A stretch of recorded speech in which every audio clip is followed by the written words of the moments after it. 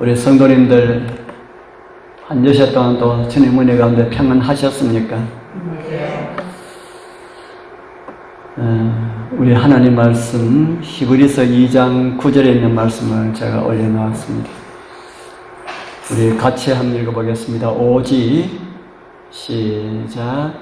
오직 우리가 천사들보다 잠깐 동안 못하게 하심을 입은 자 곧 죽음의 고난을 받으심을 인하여 영광과 존귀로 관서신 예수를 보니 이를 행하심은 하나님의 은혜로 말미암아 모든 사람을 위하여 죽음을 맛보려 하심이라. 아멘. 저는 지난번에 하나님의 자녀라고 하는 그런 이름이 왜 필요한가라는 이런 말씀을 나누었습니다. 우리의 생명은 하나님의 생명에서 떠난 그런 상태였지만은 하나님께서 스스로 자기를 비우시고 이 땅에 오시어서 아들이라고 하는 이런 이름을 기업으로 받으셨다. 그래서 아담이 잃어버렸던 그 아들의 신분을 회복시켜 주셨다.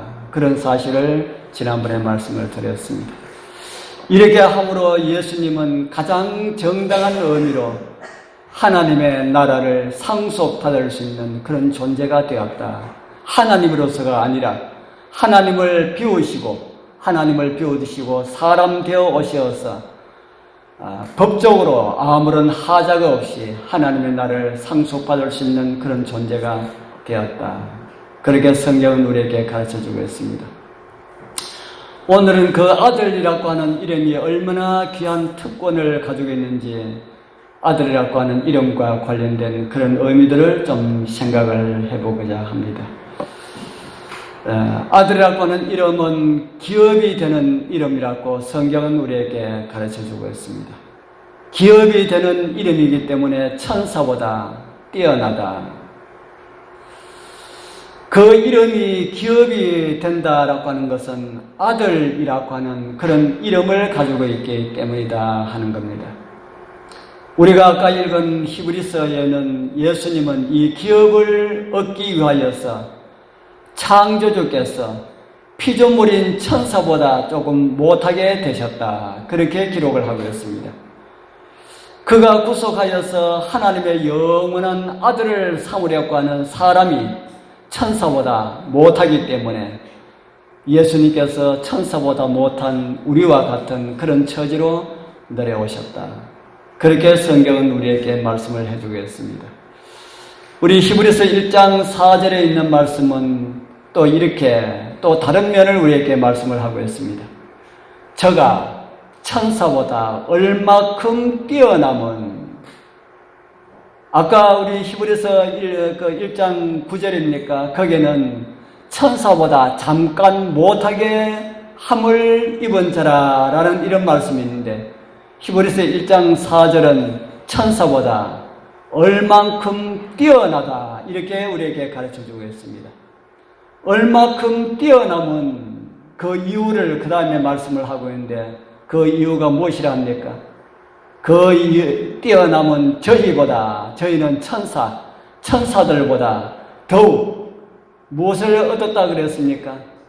아름다운 이름을 기업으로 받았기 때문이다. 그렇게 말씀을 하고 있습니다. 우리 여러분들 천사보다 낫습니까? 못합니까?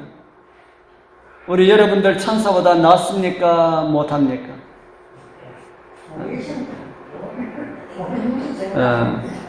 가만히 생각해 보면은 천사보다 나은 것은 하나도 없다고 생각이 들지 않습니까? 천사는 우리가 볼 수도 없고 보지 못하는 그런 빛 가운데 있고, 만약에 우리가 본다 할지라도 천사하고 우리하고 비교해 보면은 우리의 모습이 천사의 모습에 게임이 되겠습니까? 게임이 될 수가 없지요. 죄를 알지 못하였을 때의 아담의 모습도 천사보다 훨씬 못하게 창조함을 받았습니다. 천사는 하나님의 부르는 영으로서 쉼 없이 우주를 왕래하면서 이렇게 봉사해도 피곤함을 모르고 그렇게 살아가는 그런 존재들입니다. 죄를 알지 못하였을 때의 아담도 천사에 비하면은 못한 그런 존재인데, 하물며 오늘 죄 가운데 살아가는 우리들이야 얼마나 천사보다 더 못한 그런 존재들인가. 그런데 예수님께서 누구와 같은 모습으로 태어나셨다는 겁니까? 예수님께서 아담과 같은 모습으로 태어나신 것이 아니고요, 우리와 같은 모습으로 태어나셨다. 죄 있는 육신의 모양을 가지고 겨울에 추우면은 뭐도 걸릴 수 있고요, 겨울에 추우면은 감기 걸릴 수가 있고, 먹지 않으면은 배가 고프고, 많이 걸어 다니시면은 피곤하고, 그런 모습으로 오셨다. 그런데 천사들이 많이 걸으면은 피곤할까요? 천사들이 많이 걸으면은 피곤할까? 천사들은 아무리 많이 걸어도 피곤하지 않습니다. 하나님 보좌하고 여기하고 거리는 얼마나 될까요? 하나님 보좌하고 여기하고 거리는 얼마나 될까요? 상상 못합니다. 우리 은하가 이쪽 끝에서 저쪽 끝에만 해도 빛의 속도로 10만 년을 가야 한다 하는데, 하나님 보좌는 성경에 보면은 우주 중심에 있다고 합니다. 우주 중심, 우주의 중심에 있어서 모든 천체가 하나님의 보좌를 중심으로 해서 돌아가고 있습니다. 그런 우주 중심에 있는 이 우리 은하와 같은 은하가 우주에 1천억 개 이상이나 있다고 그러는데, 그 1천억 개 이상 있는 그 우주 중심은 얼마나 멀까요? 그런데 빛의 속도로 간다 하면은 아마 100억 년은 가야 되겠지요. 100억 년. 그런데 천사는 하나님의 보좌와 우리 인간 사이에 여기에서 하나님의 보좌까지 얼마만한 빠른 속도로 다니겠습니까? 하나님의 보좌와 우리 인간 사이에 적어도 하루가 안 걸리게 왔다 갔다 합니다. 그래야만이 우리의 모습을 우리 아버지 앞에 보고할 수가 있고, 또 와서 우리를 도와줄 수가 있고, 그렇지 않습니까? 그런 천사보다 우리는 훨씬 못한데, 예수님께서 하늘에 계셨을 때는 천사들을 호령했던, 천사들을 다스렸던 그런 우주의 왕이셨는데, 우리와 같은 모습으로 오셔서 예수님께서는 천사들보다 좀 못하게 그렇게 오셨다. 그렇게 성경은 우리에게 가르쳐 주고 있습니다. 그런데 천사들보다 훨씬 못하게 태어나셨는데, 그런데 히브리서 1장 4절에는 천사보다 뛰어나다 그렇게 말씀을 하고 있습니다. 왜 뛰어나다 그럽니까? 천사보다 뛰어난 이유가 뭐라 그랬습니까? 천사보다 뛰어난 이유가 하나님의 아들이라고 하는 그런 이름을 기업으로 얻으셨다. 그렇게 우리에게 가르쳐주고 있습니다. 그가 완전히 낮아지심으로 하나님의 아들이라고 하는 이런 이름을 기업으로 받았다는 이런 사실이 천사보다 월등하게 뛰어나게 되었다 하는 겁니다. 그러면 한번 생각해 보십시오. 예수님께서 천사보다 뛰어나게 되셨으면은 우리는 어떻게 되었을까요? 예수님께서 이 땅에 오셔서 우리를 뭐라 부르셨습니까? 예수님께서 이 땅에 오셔서 우리를 무엇이라고 불렀습니까? 형제. 우리를 형제라 부르기에 부끄러워하지 아니하셨다. 그렇게 말씀하셨어요. 그러면은 우리는 이 땅에 오신 예수님의 다 뭐가 됩니까? 형제가 되지요. 그러면은 우리의 형제가, 다른 말로 하면은 우리의 맏형이, 우리의 제일 큰 형이 천사보다 뛰어나다면은 그 동생들은 어떨까요? 천사보다 뛰어날까요? 천사보다 그래도 못할까요? 모호한 것 같은데 성경은 저와 여러분들이 예수님과 함께 예수님의 형제가 됨으로 함께 천사보다 뛰어난 그런 존재가 되었다 하고 성경은 우리에게 가르쳐주고 있습니다. 그게 뭐 때문에 그래요? 예수님과 함께 하나님의 아들이라고 하는 이런 호칭을 얻게 되었다 하는 겁니다. 예수님 안에서 하나님의 아들 된 사람들은 예수님 안에서 그와 같이 예수님과 함께 높아지게 되었다. 그렇게 성경은 우리에게 가르쳐주고 있습니다. 이 말씀은 우리의 위치가 우리가 천사보다 높게 되었기 때문에 이런 어떤 것을 하기 위하여서 주신 것이 아니고 예수님께서 무슨 일을 하셨는가, 그리고 어떤 위치에 올라갔는가, 그리고 예수님께서 우리를 형제라 부르기 때문에 우리는 예수님과 함께 그런 자리에 있게 되었다 하고 성경은 우리에게 말씀을 해주고 있습니다. 좀 귀한 은혜입니까? 우리는 죽어 멸망하여야 할 그런 존재들을 우리 예수님께서 자기가 죽으심으로 우리를 구원해 주셔서 예수님과 같은, 예수님과 동등한 이런 반열에 우리를 올려주셨다. 정말 얼마나 귀한 그런 은혜인지 모릅니다. 예수님께서 하늘의 정당한 상속자가 되셨다. 그래서 우리는 예수님의 형제가 되면은 우리는 자동적으로 예수님과 함께 하늘을 상속받는 그 일에 우리는 동참하게 되었다. 그렇게 성경은 우리에게 가르쳐 주고 있습니다. 로마서 8장에 보면은 이런 말씀을 우리에게 주고 있습니다. 또 같이 한번 읽어볼까요? 성령이, 시작. 성령이 친히 우리 영으로 더불어 우리가 하나님의 자녀인 것을 증거하시나니 자녀이면 또한 후사 곧 하나님의 후사요 그리스도와 함께한 후사니. 누가 우리를 하나님의 자녀인 것을 또 증거한다 그럽니까?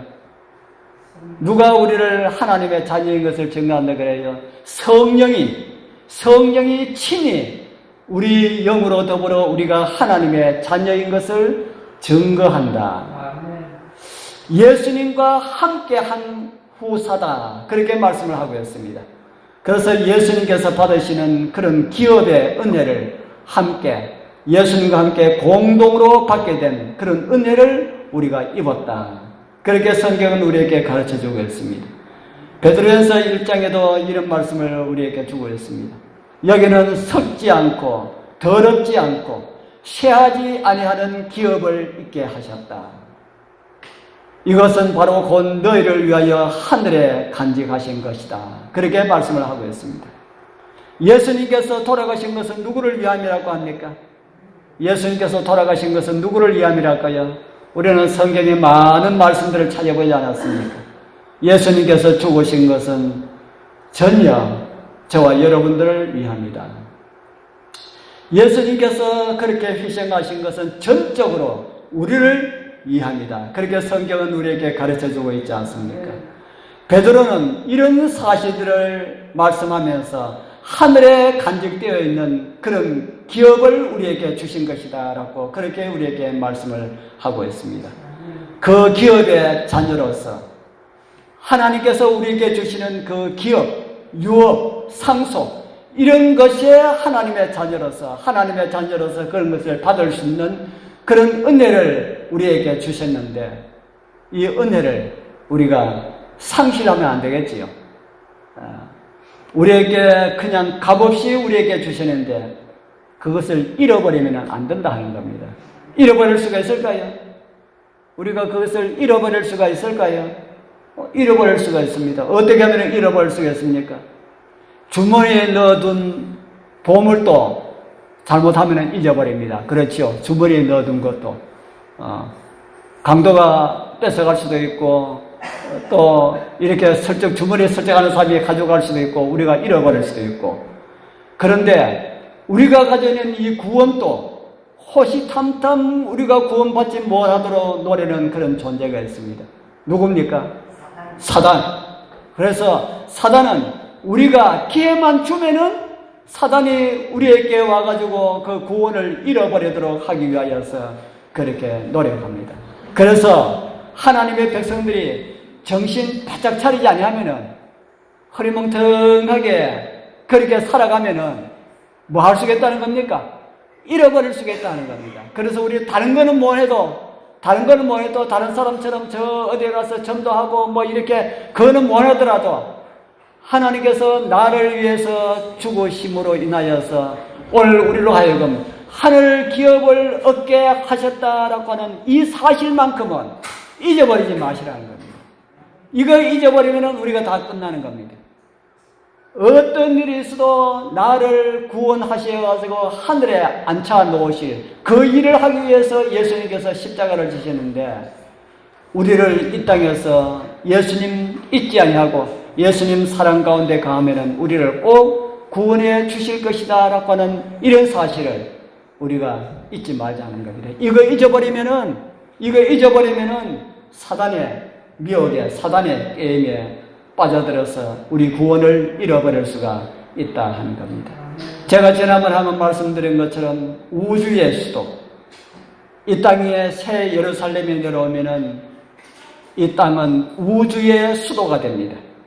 우주의 수도가 되어서 저와 여러분들은 우주 수도 거민이 됩니다. 군위 사람하고 서울 사람하고 혜택이 같습니까? 좀 다릅니까? 군위 사람하고 서울 사람하고 우리는 뭐 아무것도 아닌데 서울에서 왔다 그러면은 뭐가 좀 많은 혜택을 가지고 있는 사람처럼 그렇게 느끼지 않습니까? 그런 서울 아무것도 아닙니다.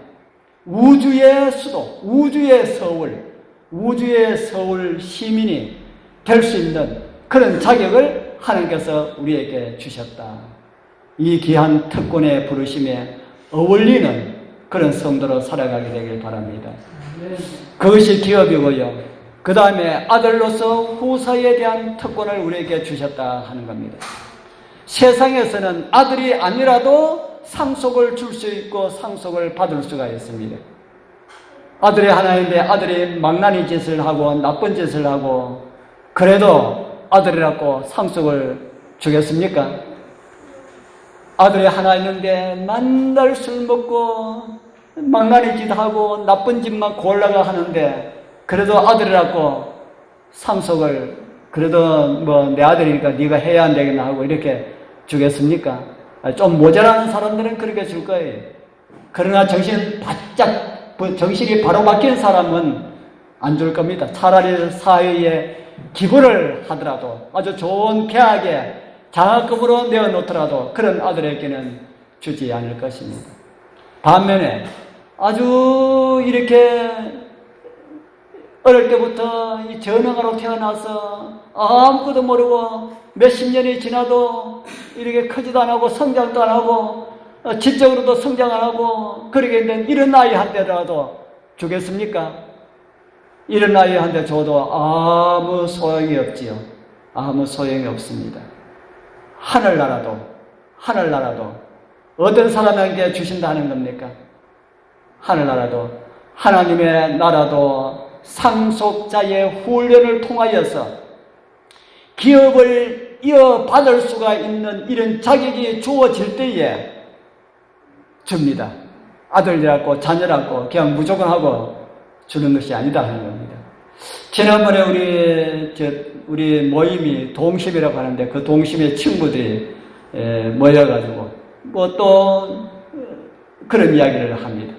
마지막 때 환란이 온다 그러는데 그걸 어떻게 하면 준비를 할 수 있느냐 하니까 한 친구가 시골에 뭐 땅 준비하라는 말이가 하고 그렇게 이야기하더라고요. 시골에 땅을 준비해서 그렇게 살면은 그 환란 준비하는 겁니까? 그러니까 한 친구가 있다. 나는 힘이 없어가지고 농사 못 지는데 그래요. 그런 이야기를 다 나누다가 집에 오면서 우리 집사람이 누구는 마지막을 대비해가지고 땅도 준비해 놔놓고 그렇게 하고 있는데 하고 그렇게 하면 이야기해요. 뭐 하다는 말입니까? 부럽다는 말이죠. 부럽다는 말은 하지 않아도 우리 성도님들 그게 준비가 아닙니다. 그게 준비가 아니에요. 어떤 사람들은 옛날에 이 말세에 대해서 좀 뭐라 할까요? 극단적인 이런 것을 가지고 있는 사람들은 양식까지 말세를 위하여서 준비를 해 놓는데 어떤 것을 준비하는 것이 좋을까? 이것까지 생각했던 사람들이 있다고 합니다. 그런데요, 그런 거는 준비가 아니다 하는 겁니다. 그러면은 주님의 오심을 위하여서 뭘 준비해야 될까요? 뭘 준비해야 될까? 믿음을 준비하라 하라는 이런 말씀도 하는데 믿음을 어떻게 준비하면 될까? 하늘 가기 위해서 준비하는 사람들 어떻게 준비하면 될까? 어떻게 준비하면 되겠습니까? 모든 것을 하나님께 맡기고. 그래서 세상에 많은 사람들한테 그리스도인들 우리 재림 성도들한테 물어보면은 재림 신문에 보면은 그 한 분이 끈질기게 그런 광고를 내더라고요. 마지막 환란을 위해서 준비된 아주 적합한 땅. 그래가지고 그것도 돈이 많더라고요. 돈이 2억 얼마.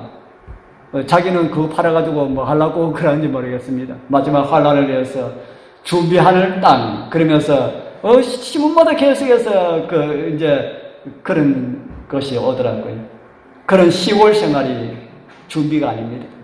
어떤 사람들은 예수님 재림을 맞기 위해서 성품을 준비해야 된다. 이렇게 하는 사람들도 있습니다. 성품이 예수님처럼 닮아야 된다. 이렇게 하는 사람도 있습니다. 그것도 일리는 있지만은 그것도 완전한 답은 아닙니다. 어떤 사람들은 전도를 부지런히 해야 된다. 그래서 전도 온 세상에 복음이 전해야만 그제야 끝이 오려 하는데 그렇게 해야 된다. 그것도 일리는 있지만은 정확한 답은 아니다 하는 겁니다. 무엇이든지 정식 종목이 있고 부가적인 종목이 있지요. 매일 살아가는 사람들도 정식 직업이 있고 부업이 있고 있잖아요. 저는 이것도 저것도 없지만은 그래도 제가 한 달에 한 몇 번씩 나가는 게 그래도 그게 제일 낫습니다. 어떤 사람이 한 달에 한 200만 원 버는 사람이 부업으로 하루에 한 10만 원씩 하루에 한 10만 원 못 벌고 하루에 한 5만 원씩 번다고 합시다. 200만 원 버는 사람이 그 5만 원 벌기 위해 가지고 그 정식 직업을 버릴 수가 있겠습니까? 5만 원 한 달 내봤자 150만 원밖에 안 되잖아요. 한 달 하면은 200만 원 버는데 그 5만 원 하루 5만 원 벌기 위해 가지고 200만 원 버는 거 그것을 버릴 수가 있겠는가 하는 겁니다. 그렇게 버리면은 바보지요. 제가 왜 이런 말씀 드리는지 이해가 갑니까? 하늘 가기 위해서도 정식 종목이 있고 부가적인 종목이 있다. 제가 말씀드린 이 시골 생활이라든지 성품 변화라든지 전도한다라든지 이런 모든 것들은 다 부수적인 종목입니다. 이게 정식 종목이 아니다 하는 겁니다. 그러면 정식 종목은 어떤 것이 정식 종목이 될 수 있을까요? 어떤 것이 정식 종목이 될 수 있을까요? 우리 성경 하나 보겠습니다. 에베소 3장 12절입니다. 같이 한번 볼까요? 우리가 그 안에서 그를 믿음으로 말미암아 담대함과 하나님께 당당히 나아감을 얻느니라. 아멘. 하나님께 어떻게 나아간다 합니까? 하나님께 어떻게 나아가요? 담대하게, 그리고요 어떻게? 당당하게. 아들이 엄마한테 갈 때에 고개를 푹 숙이고 갑니까? 그냥 당당하게 걸어갑니까? 오랜만에 보면은 엄마 하고 이렇게 반가워서 막 뛰어가잖아요. 자녀가 부모에게 가듯이 또 자녀가 부모 이거 다 성장해가지고 다 커버리면은 그렇게 안 하고 좀 어린 아이들이 오랜만에 부모 만나면은 반갑다고 뛰어가면서 이렇게 하지 않습니까? 하나님께 나아갈 때 우리 이수기 집사님 이어서 연세가 제일 많아도 우리 하나님에 비하면은 뭡니까? 어린아이지요. 어린아이라도 아주 세파는 어린아이죠. 그래서 이 땅에 사는 사람들 아무리 나이가 많아도 우리 하나님에게 비하면은 어린아이 중에 상 어린아이입니다. 그렇기 때문에 누구든지 우리 하나님 앞에서는 기쁨과 즐거움과 반가움으로 당당하게 그렇게 어린아이가 부모한테 그렇게 가듯이 뛰어 그렇게 갈 수가 있다 하는 겁니다. 우리 성도님들, 정말 우리가 하나님께 향하는 그런 믿음, 하나님께 담대히 나아가는 이런 믿음을 오늘 우리는 잃지 말아야 된다 하는 겁니다. 하늘나라는 똑똑하다고 주어지는 것도 아니고요, 잘났다고 주어지는 것도 아니고, 성경에 그런 말씀들 다 말씀을 하고 있지 않습니까? 하늘나라는 예수 그리스도를 통하여서, 보혈의 공로를 통해서 구원받은 사람들, 그 사실을 믿는 믿음을 가지고 있는 그런 사람들에게 하늘나라는 주어진다고 성경은 우리에게 가르쳐주고 있습니다. 히브리서 5장에는 또 이런 말씀을 우리에게 주고 있습니다. 히브리서 5장 12절, 때가 오래므로 너희가 마땅히 선생이 될 터인데 너희가 다시 하나님의 말씀에 초보가 무엇인지 누구에게 가르침을 받아야 할 것이니 젖이나 먹고 단단한 식물을 못 먹을 자가 되었도다. 여기는 이 말씀은 무슨 말씀입니까? 믿음을 가지기는 가지되, 믿음을 가지되, 어떤 믿음을 가지라 하는 겁니까? 다른 거 뭐 하고 그것도 좋지만은 믿음을 가지되, 어떤 믿음을 가지라고요? 성장하는 믿음을 가져라. 성장하는 믿음을 가져라. 젖먹는 신앙, 어린아이의 신앙, 이런 신앙에서 어떤 신앙을 가지라고요? 좀 성숙된 그런 신앙을 가져라. 아마도 이런 문제들은 우리 성령께서 우리 여러분들 개인마다 마음에 역사해 주셔서 다 말씀해 주시리라 그렇게 믿습니다. 우리 하나님께서 우리를 구원하여 주시기 위해서 하늘이 치른 그 대가는 엄청나게 큽니다. 우리 예수님께서 사람 되어 오시고 우리 죄를 위하여서 제물로 죽으시고 그분의 보혈로 하나님의 하늘나라의 모든 것을 상속받을 수가 있는 그런 특권들을 우리에게 주셨다 하는 겁니다. 그래서 예수님께서 얻으신 그 이름이 상속받을 수 있는 그런 이름으로 주셨기 때문에 우리가 예수님의 형제가 되면 우리 모두 다 그런 이름의 그런 상속에 동참할 수가 있다. 그렇게 성경은 우리에게 가르쳐주고 있습니다. 이제 우리 주님께서 이 땅에 오셔가지고 우리를 구원해 주셨는데 우리가 어디도 참여해야 됩니까? 우리가 예수님께서 그 하늘 영광 그 보좌에 우리가 그 영광 중에 참여할 수 있도록 우리가 준비를 해야 되겠죠. 그 준비가 제가 다른 어떤 것이라고 말씀을 드리지 않았습니다. 제가 지난번에 한번 말씀드렸지요. 무식자가 장원급제한 사람을 신랑으로 맞이하였으니까 그가 어떤 생각했다 그랬습니까? 둘 중에 하나다. 이거는 둘 중에 하나다. 내가 이 사람의 부인이 되는 것을 포기하든지 아니면은 어떻게 하자? 내가 열심히 노력해서 이 사람의 부인으로서 자격을 갖추는 이런 삶이 되든지 둘 중에 하나다. 내가 무엇을 선택할 것인가? 뭘 선택했다 그랬습니까? 열심히 공부해가지고 대학 졸업장도 받고 해가지고 어울리는 그런 신부가 되었다. 그렇게 말씀했지요. 저와 여러분들은 성경은 말하기를 주님의 또 신부들이라 그렇게 말합니다. 주님의 신부들. 예수님의 신부가 되려고 그러면은 어떻게 되어야 되겠습니까? 좀 어울리는 사람이 되어야 될까요? 안 어울리도 그냥 예수님은 다 받아주시기 때문에 그냥 있어도 되겠습니까? 예, 어울려야 됩니다.